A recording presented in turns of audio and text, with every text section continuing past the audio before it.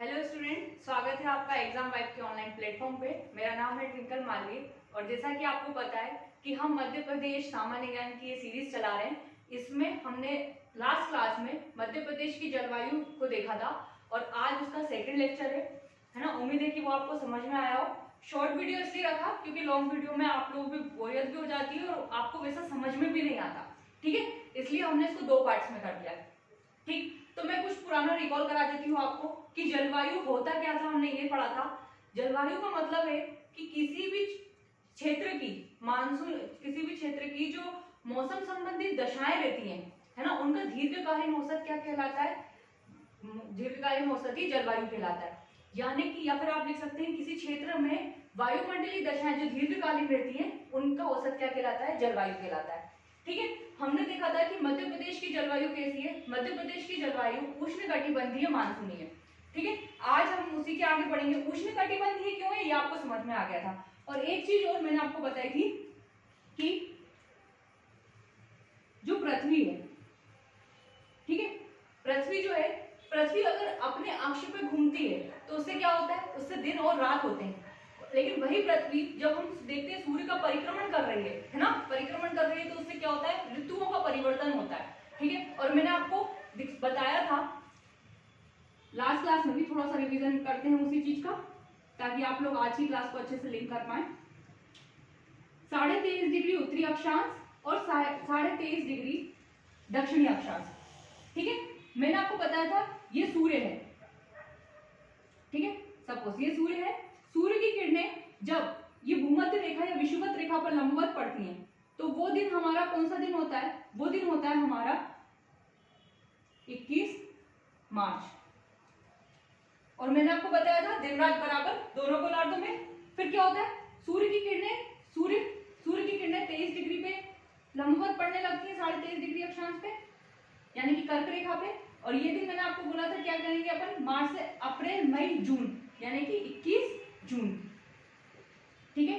Students, मैंने सूर्य को ऊपर बना दिया। इसका मतलब आप ये मत समझना कि सूर्य मुख करता है। सूर्य तो भाई अपने स्थान पे रहता है, पृथ्वी उसका परिक्रमण कर रही है ना, तो पृथ्वी का जो भाग जैसा सामने आ रहा है उस हिसाब से हम बता रहे हैं कि सूर्य किस समय सूर्य की रेखा पड़ती है। और ये बात आप याद रखना, कुछ चीजें ज्योग्राफी की हैं जो आपको वहां बहुत अच्छे से समझ में आएंगी, लेकिन यहाँ आपको कुछ चीजें ऐसे समझ लेना है कि ऐसा होता है। देखिए स्टूडेंट, सूर्य की जो रेखाएं हैं वो या तो कर्क रेखा और मकर रेखा, इन्हीं पार्ट्स पे सीधे पड़ेंगी।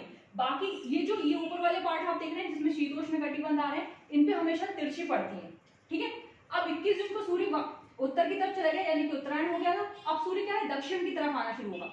और जून से जुलाई, अगस्त, सितंबर यानी कि 23 सितंबर को सूर्य क्या होता है? फिर भूमध्य रेखा पर सूर्य की किरणें लंबवत पड़ती हैं, ठीक है। और आपने देखा होगा 23 सितंबर को फिर मतलब दोनों गोलार्धों में बराबर दिन रात। और हमारे यहाँ भी आपने अनुभव किया होगा कि उस समय हमें सर्दी नहीं लगती, उस समय हमें गर्मी ही लगती है सितंबर के महीने में, ठीक है। अब जब सूर्य की किरणें भूमध्य रेखा पे लंबवत पड़ रही है, उसके बाद सूर्य क्या है? दक्षिणायन हो रहा है, यानी कि साउथ में 23.5 डिग्री के ऊपर जाएगा।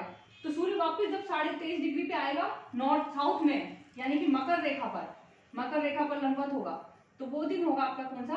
22 दिसंबर का। और इस दिन जानते हैं आप, ये दक्षिणी गोलार्ध वालों का, यानी कि दक्षिणी गोलार्ध में जैसे ऑस्ट्रेलिया हुए, अफ्रीका के पार्ट हुए, ये सब दक्षिणी गोलार्ध में जो है, दक्षिणी अमेरिका, यहाँ पर क्या होता है? सबसे बड़ा दिन होता है। और हमारे यहाँ क्या होता है? सबसे छोटा दिन। और हमारे यहाँ इस समय क्या हो रही थी? सर्दी पड़ रही होती है। और इन दक्षिणी गोलार्ध में क्या हो रहा होता है? गर्मी पड़ रही होती है, ठीक है।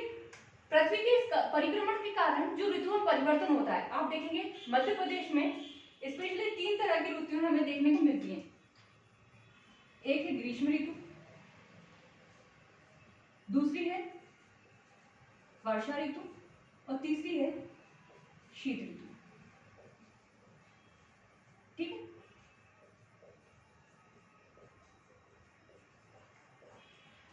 आप चाहें तो लिख सकते हैं कि पृथ्वी के परिक्रमण से क्या होता है? ऋतु परिवर्तन, ठीक। अब आप बोल रहे हो मैडम ये तो समझ में आ गया हमें कि भाई सूर्य अगर यहाँ लंबवत पड़ रही है, सूर्य की किरणें कर्क रेखा पर, तो भाई कर्क रेखा पर तो हमारा मध्य प्रदेश भी स्थित है। और आपने बताया था उष्णकटिबंधीय, तो यहाँ गर्मी हो रही है। और सूर्य की किरणें जब मकर रेखा पे तो शीत हो रही है। लेकिन ये बारिश का मौसम क्या है, तो बारिश का मौसम में हम आपको बताएंगे कैसे होता है आगे। लेकिन ग्रीष्म ऋतु, शीत ऋतु और वर्षा ऋतु लगभग 4-4 महीने के अंतराल से ये ऋतुएं हमारे मध्य प्रदेश में हमें देखने को मिलती है, भारत में। ठीक है, ग्रीष्म ऋतु को यदि आप यहाँ लोकल लैंग्वेज में देखें तो इसे क्या बोलते हैं हम लोग, इसका दूसरा नाम उनाला या यूनाला। ठीक है, शीत ऋतु को सियाला और वर्षा ऋतु को चौमासा। ठीक है, ये याद रखना है आपको। इसको ये कहा जाता है, ग्रीष्म ऋतु को क्या कहा जाता है, उनाला या यूनाला, वर्षा ऋतु को चौमासा और शीत ऋतु को सियाला कहा जाता है। ठीक है, अब हम देखेंगे थोड़ी सी वर्षा की स्थिति की वर्षा कैसे होती है। ठीक, चलिए, उम्मीद है आपको इतना समझ में आया हो। स्टूडेंट्स, ये चैप्टर रटने से ज्यादा समझने का है। अगर आपने इसमें समझ लिया और कुछ ऐसा क्वेश्चन आ गया, ठीक है, जो थोड़ा सा ट्रिकी टाइप का होगा, तो आप कर जाओगे इसके आगे। ठीक, अब हम ये देखते हैं, थोड़ा सा आपको ताप और दाब की स्थिति बताती हूँ। ताप और दाब एक दूसरे के क्या होते हैं, व्युत्क्रमानुपाती, यानी कि अपोजिट होते हैं। जहां ताप ज्यादा होगा वहां दाब कम होगा। मतलब जिस क्षेत्र पे ताप ज्यादा होगा वहां क्या बनेगा, लो प्रेशर एरिया बनेगा। ठीक है, और आपको पता है जो पवने हैं, पवने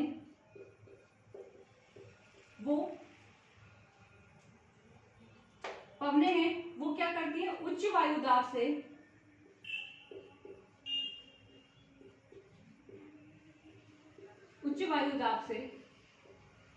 निम्न वायु दाब की ओर चलती हैं। ठीक है, ये चीज आपको याद रखनी है। ताप और दाब एक दूसरे के अपोजिट होते हैं। जहां जिस क्षेत्र पे ताप ज्यादा होगा वहां क्या होगा, दाब हमेशा कम होगा। और जो पवनें होती है वो उच्च वायु दाब से निम्न वायु दाब की ओर बढ़ती हैं। क्यों? क्योंकि जो एरिया लो प्रेशर का जोन बन गया, उस लो प्रेशर को भरने के लिए आसपास की हवाएं आती हैं और उसको भरती हैं। ठीक है, तो पवनें हमेशा कैसे चलेगी, उच्च वायु दाब से निम्न वायु दाब की ओर। अब आप एक स्थिति को समझिए, यहां पर जैसे मैंने आपको बताया,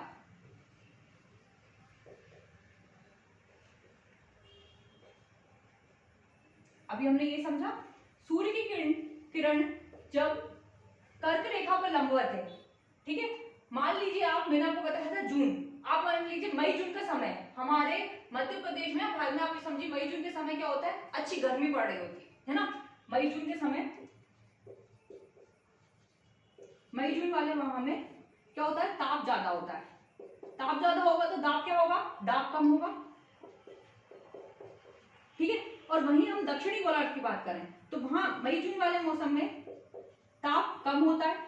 ताप कम होगा तो दाब ज्यादा होगा, यानी कि दक्षिणी गोलार्ध में इस समय दाब ज्यादा है और उत्तरी गोलार्ध में दाब कम है। दाब कम है तो पवनें कैसे चलेंगी, उच्च वायु दाब से निम्न वायु दाब की ओर। तो ये देखिए, जैसे यहां पर मान लीजिए आप ये भारत है हमारा। ठीक है, अब क्या होगा, यहां पर ये दक्षिणी गोलार्ध से पवनें आएंगी उत्तरी गोलार्ध की तरफ, यूं। ठीक है, दक्षिणी गोलार्ध से पवनें कहां आएंगी, उत्तरी गोलार्ध की, क्योंकि क्या, उत्तरी गोलार्ध में लो प्रेशर जोन बन गया है, यानी कि निम्न वायु दाब का क्षेत्र बन गया है। तो दक्षिणी गोलार्ध से पवनें कहां आएंगी, उत्तरी गोलार्ध की ओर आएंगी। ठीक है, अब ये जब उत्तरी गोलार्ध की ओर आती है तो आपको याद है, मैंने आपको बताया कि मध्य प्रदेश की जो जलवायु है वो कैसी है, उष्णकटिबंधीय मानसूनी जलवायु है ना।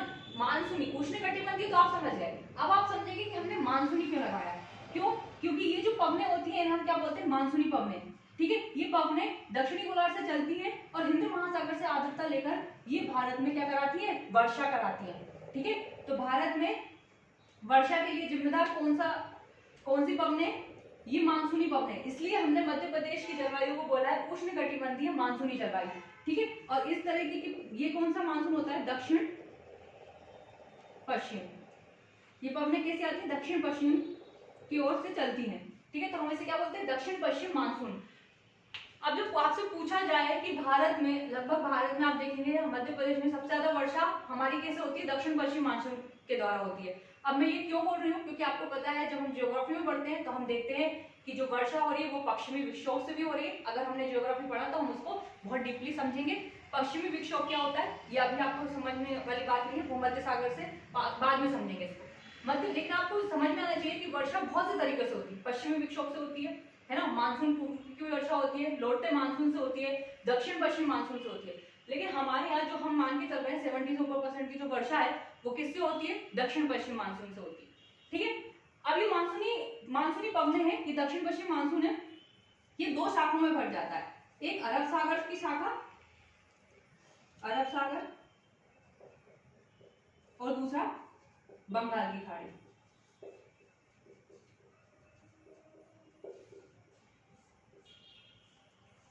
ठीक है, तो ये इस प्रकार से क्या होता है, इस प्रकार से हमारे भारत में वर्षा होती है। जून के टाइम पे आपने देखा होगा ये पवने आर्द्रता ग्रहण करती हैं, और आर्द्रता ग्रहण करने के बाद जब ये पश्चिमी तट से टकराती हैं, ठीक है, भारत के, तो ये केरल वगैरह की तरफ आप देखेंगे जून के समय मानसून की आ जाता है। आप देखते हैं कि मानसून आ चुका है, आप न्यूज में भी सुनते हैं। ठीक है, तो जून से क्या हो जाता है, मानसून आना स्टार्ट हो जाता है।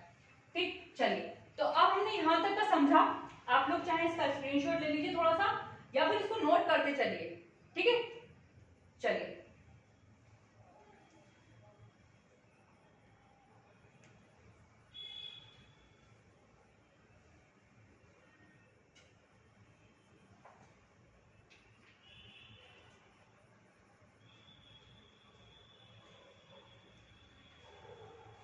चलिए अब हम आगे बढ़ेंगे।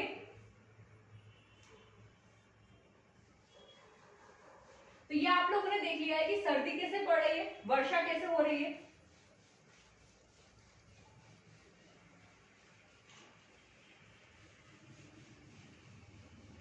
अब हम आते हैं मेन टॉपिक पे, जो हमारा लास्ट टॉपिक है और मेन टॉपिक है कि मध्य प्रदेश को जलवायु के आधार पर कितने भागों में बांटा गया है। ठीक है, तो मैं यहाँ पे आपके सामने मध्य प्रदेश का एक रफ डायग्राम बना देती हूँ जिससे हमको अच्छे से समझ में आए।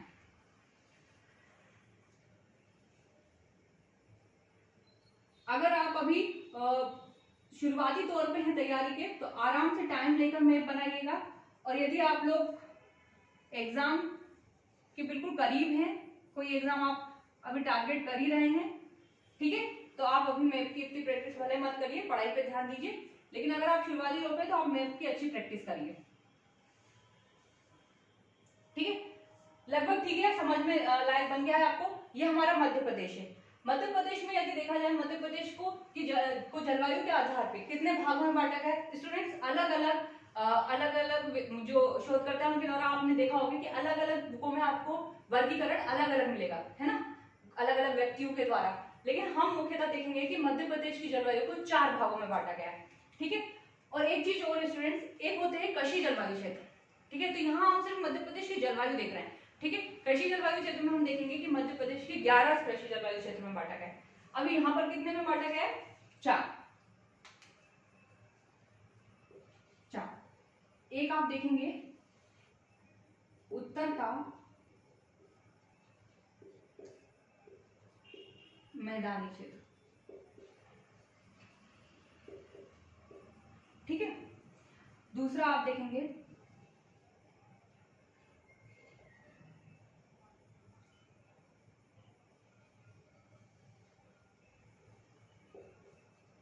मालवा का पठारी क्षेत्र। ठीक है, तीसरा आप देखेंगे विंध्य का पर्वतीय क्षेत्र। और लास्ट में आप देख रहे हैं चौथा नर्मदा घाटी क्षेत्र। ठीक है, रफली हिसाब से, समझने के हिसाब से आपके बन गया है। ठीक, अब आप पढ़ रहे हैं तो ऐसा मत करिएगा जैसे बुकों में अगर थोड़ी सी लाइन इधर उधर मिल जाए तो आप ये कहें कि अरे ये लाइन तो नीचे जा रही है। लगभग मोटा मोटा समझने की दृष्टि से हमने मैप बनाया, ठीक है, काफी है। ठीक, तो यदि हम देखें कृषि मध्य प्रदेश की जलवायु क्षेत्र को 4 भागों में बांटा गया है। ठीक, उत्तर का मैदानी क्षेत्र, मालवा का पठारी क्षेत्र, विंध्य का पर्वतीय क्षेत्र और नर्मदा घाटी क्षेत्र। सबसे पहले हम बात करेंगे उत्तर का मैदानी क्षेत्र। नंबर 1 पे बात करेंगे हम किसकी, उत्तर के मैदानी क्षेत्र की। ये जो हिस्सा देख रहे हैं आप, इसे हम बोलते हैं उत्तर का मैदानी क्षेत्र। यदि आपको मध्य प्रदेश के पठार याद हो तो, है ना, तो मैंने आपको बताया था कि यहाँ पर आपने देखा होगा मध्य भारत का पठार और बुंदेलखंड का पठार, उसके कुछ हिस्सा आ रहा है यहाँ पर, ठीक है, उत्तर का मैदानी क्षेत्र। यहाँ की आप जलवायु देखेंगे तो यहाँ महाद्वीपीय प्रकार की जलवायु पाई जाती है, महाद्वीपीय। यानी कि आपने देखा होगा अगर आप मालवा क्षेत्र में रह रहे हैं या विंध्य क्षेत्र में रह रहे हैं तो आपने देखा होगा कि आपको सुनने में आएगा हम लोग नॉर्मली, हमें ना तो गर्मी में उतनी गर्मी लगती है ना सर्दी में उतनी सर्दी लगती है, लेकिन जो इस रीजन में रहते हैं उत्तर के मैदानी क्षेत्र में, उन्हें गर्मी में भी ज्यादा गर्मी लगती है और सर्दी में भी ज्यादा सर्दी लगती है। यानी कि यहाँ गर्मी भी ज्यादा और सर्दी भी ज्यादा, ठीक है। तो ये हो गया हमारा उत्तर का मैदानी क्षेत्र। दूसरा हम देखेंगे मालवा का पठारी क्षेत्र, ये वाला जो भाग है आप देख रहे हैं। अपने नोट्स इतने प्रॉपर बनाइएगा स्टूडेंट्स कि एक बार बन जाते हैं तो वो हर जगह काम में आते हैं, ठीक है। अब हम यदि मालवा का पठारी क्षेत्र देखें तो मालवा के पठारी क्षेत्र में आप देखेंगे कि कैसा है, सम जलवायु वाला, सम जलवायु। सम जलवायु यानी कि क्या, यहाँ पर गर्मी भी साधारण और सर्दी भी साधारण, ना तो ज्यादा गर्मी ना ज्यादा सर्दी, सम जलवायु वाला क्षेत्र है, ठीक है। फिर आप नर्मदा घाटी क्षेत्र देखेंगे,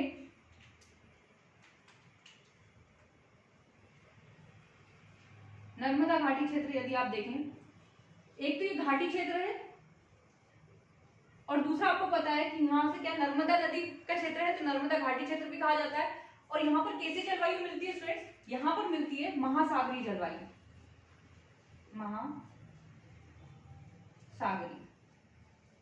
महासागरीय का मतलब क्या है, यहाँ गर्मी तो ज्यादा पड़ती है स्टूडेंट्स, गर्मी तो ज्यादा पड़ती है पर सर्दी उतनी नहीं पड़ती है ना, गर्मी ज्यादा है ना, एरो से समझ जाइएगा, अगर ऊपर की तरफ लिख रही हूं तो ज्यादा और सर्दी साधारण, ठीक है। और जो आपका बचा हुआ है विंध्य का क्षेत्र, ये वाला, आप लोग चाहे तो डायग्राम और अच्छे से बना सकते हैं समझने की दृष्टि से, ठीक है। विंध्य का ये क्षेत्र की यदि हम बात करें तो यहां पर भी कैसी जलवायु पाई जाती है, सम जलवायु। स्टूडेंट जो सम जलवायु वाले क्षेत्र होते हैं वहां हम देखते हैं कि वो औद्योगिक रूप से काफी ज्यादा विकसित होते हैं। जैसे आप मालवा का पठारी क्षेत्र देखेंगे, मालवा का क्षेत्र विकसित है, काफी विकसित माना जाता है क्योंकि एक तो सम जलवायु है, ऊपर से यहाँ पर परिस्थितियां बहुत अनुकूलित है ना। आप देखेंगे कि बड़े बड़े उद्योग वगैरह, इंडस्ट्री वगैरह, बहुत अच्छे अच्छे चीजें यहाँ पर मौजूद हैं, ठीक। और ये विंध्य का पर्वतीय क्षेत्र की एक खास बात ये है, विंध्य का पर्वतीय क्षेत्र ये एक ऐसा हिस्सा है जो मानसून की दोनों शाखाओं से, मैंने आपको क्या बताया था, जब दक्षिण पश्चिम मानसून प्रवेश करता है तो भारत में तो वो दो शाखाओं से प्रवेश करता है, एक अरब सागर की शाखा और एक बंगाल की खाड़ी की शाखा। तो उन दोनों शाखाओं से वर्षा प्राप्त करने वाला क्षेत्र कौन सा है हमारा, विंध्य का पर्वतीय क्षेत्र। दोनों शाखाओं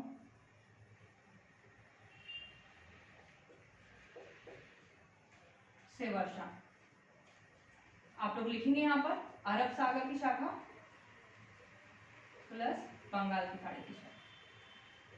अब देखिए स्टूडेंट्स, मैंने आपको पठार पढ़ा चुकी हूँ, आप चाहें तो यहाँ पर उस समय आप, जैसे मैंने आपको बताया यहाँ पे मध्य भारत का पठार और बुंदेलखंड का पठार लगता है, तो आप यहाँ पे जिले भर सकते हैं, भिंड, मुरैना, श्योपुर, ग्वालियर, कौन कौन से जिले हैं, मालवा में है ना, इंदौर, भोपाल, ये सब आप यहाँ पर भर सकते हैं, सारे जिले भी कर सकते हैं, ठीक है। मिट्टियां मैंने आपको बता चुकी हूँ, वर्षा मैंने आपको बताई दी है, ठीक। आप इसको चाहे तो और डिटेल में भी लिख सकते हैं, ठीक है। आप चाहे इसका स्क्रीनशॉट ले लीजिए, फिर हम कुछ फैक्टों पे चर्चा करेंगे।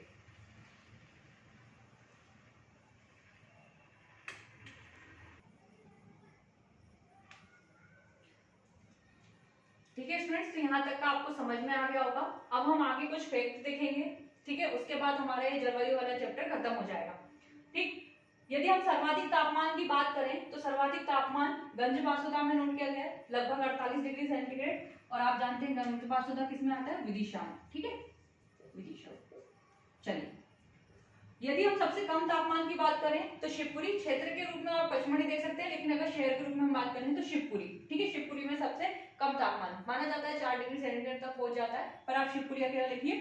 औसत तापमान की बात करें, मध्य प्रदेश का औसत तापमान 21 डिग्री सेंटीग्रेड है, ठीक है। वहीं आप सर्वाधिक वर्षा की बात करेंगे तो पचमढ़ी में होता है 199 सेंटीमीटर, सबसे कम वर्षा भिंड में 55 सेंटीमीटर, ये मैं आपको पहले भी बता चुकी हूँ। औसत वर्षा की बात करें, मध्य प्रदेश की औसत वर्षा की बात करें तो वो है 112 सेंटीमीटर, ठीक है। पूर्वी भाग की औसत वर्षा देखें तो 140। स्टूडेंट्स अभी मैंने मैप बनाया हुआ था, मिटा दिया वो मैंने, लेकिन आप ध्यान देंगे कि पूर्वी भाग में मैंने आपको बताया था कि दक्षिण पश्चिम मानसून की दोनों शाखाओं से वर्षा हो रही है, ठीक है।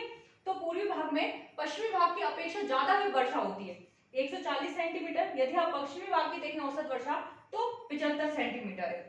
अब आप लोगों के लिए स्टूडेंट्स में जैसे आप लोग ने क्या हुआ अभी पढ़ लिया है जलवायु, लेकिन कुछ क्वेश्चन ऐसे मिलेंगे जो आपके थोड़े से मतलब आप लोगों को थोड़े से ट्रिकी रहेंगे, जैसे कि मध्य प्रदेश में यदि सर्वाधिक वर्षा होती है हमारे यहाँ दक्षिण पश्चिम मानसून से होती है। दूसरा ये कि हमारे यहाँ किस तरह की वर्षा होती है, जैसे कि आपको पता है वर्षा चक्रवातों से भी होती है, संवहनी वर्षा, बहुत से तरीके की वर्षा होती है।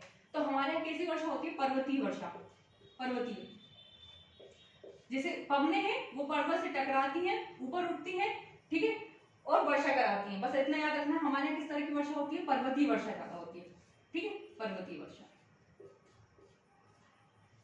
ठीक। और मैंने आपको बताया था पश्चिमी विक्षोभ से जो वर्षा होती है वो सर्दी के थोड़ा सा पहले, जैसे आप देखेंगे नवंबर दिसंबर के टाइम पे जो वर्षा होती है, सर्दी में जो वर्षा होती है, ठीक है, उसे वो पश्चिमी विक्षोभ से होती है, उसे हम क्या बोलते हैं हमारी भाषा में, हमारी स्थानीय भाषा में उसे हम बोलते हैं मावठ। इधर ऊपर आपको नहीं दिख रहा होगा, यहाँ लिख देती हूँ मावठ, पश्चिमी विक्षोभ से,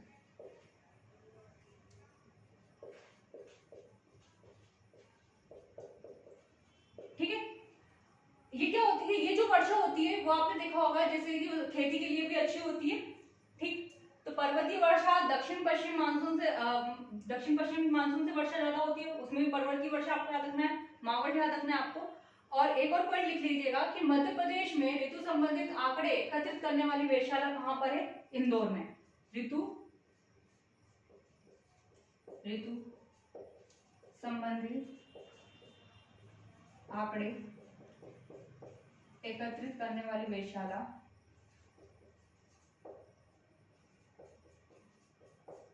कहाँ है, इंदौर में, ठीक है। तो ये कुछ फैक्ट थे, मैं हट जाऊंगी, आप लोग क्या करेंगे इसका स्क्रीनशॉट लेंगे। तो आज की क्लास को हम यही खत्म करते हैं, कल हम हमारा नेक्स्ट चैप्टर देखेंगे। आपको ये क्लास कैसी लगी आपको कमेंट बॉक्स में लिखना है, और हमारे चैनल को लाइक करना है, शेयर करना है, सब्सक्राइब करना है। Thank you.